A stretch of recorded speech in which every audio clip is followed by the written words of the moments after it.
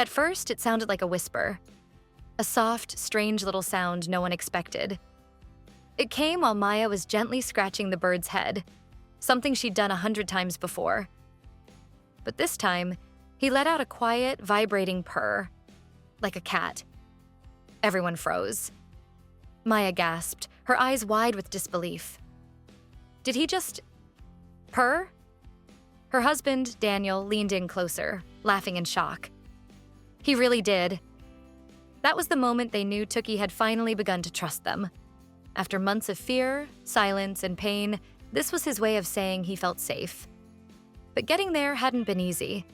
They first saw him in a dimly lit animal market tucked away in the corner of a crowded street.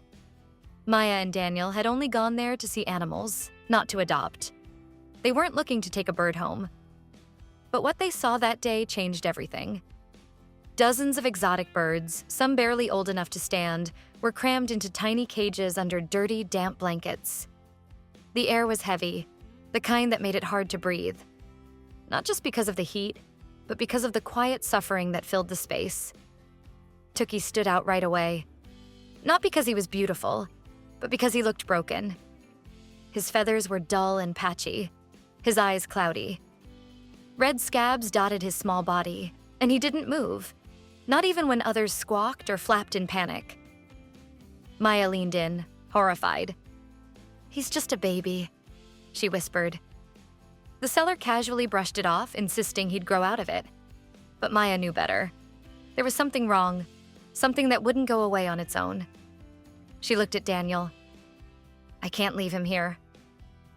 They brought him home that same day, despite not having prepared for anything like this. No cage, no food, no supplies. Just a heart full of worry and a sense that if they didn't step in, he wouldn't survive. For the first few days, Toucan barely moved. He didn't eat much, and he refused to make a sound. His tiny body trembled constantly, and his breathing was uneven. Maya stayed up every night researching everything she could about parrot care. What to feed him, how to treat his wounds, what temperature to keep the room at.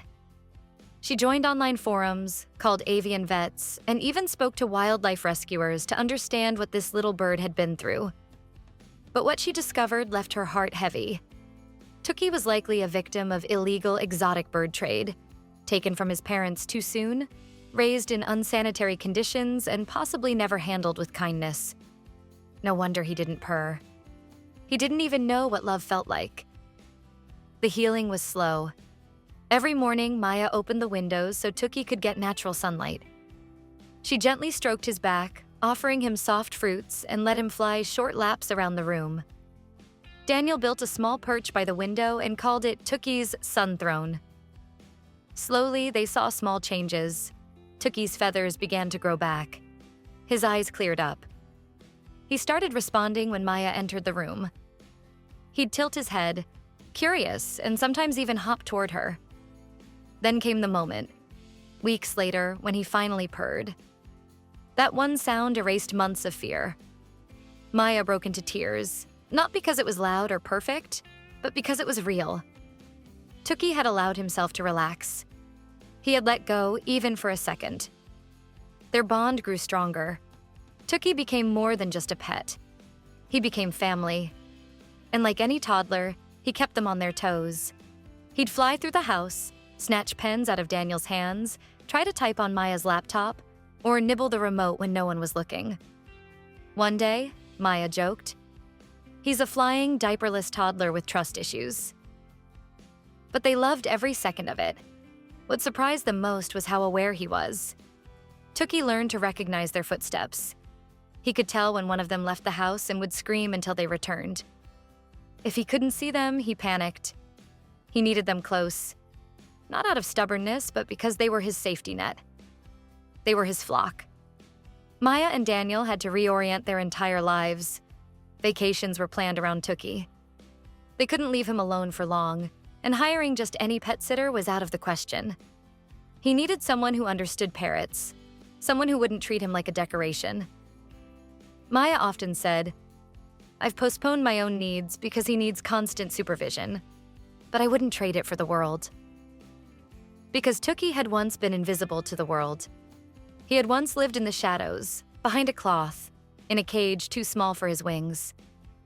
And now, he was soaring. Across rooms, into hearts, and into a life he was finally free to enjoy. Their story isn't just about a bird learning to trust. It's about how love, patience, and compassion can heal even the deepest wounds. It's a reminder that when we open our hearts to another life, no matter how small, the impact can be immeasurable. Toucan taught Maya and Daniel the value of presence, the importance of slowing down, and the joy in earning someone's trust.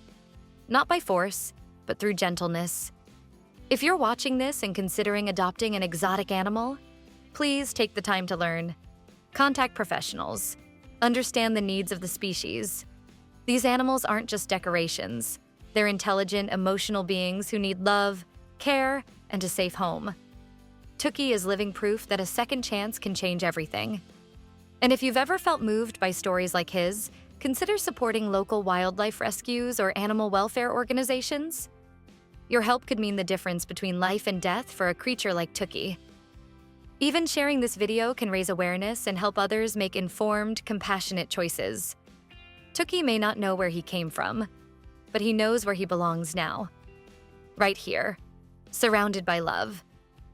And sometimes when Maya scratches the back of his neck just right, he'll lean into her fingers, close his eyes, and purr.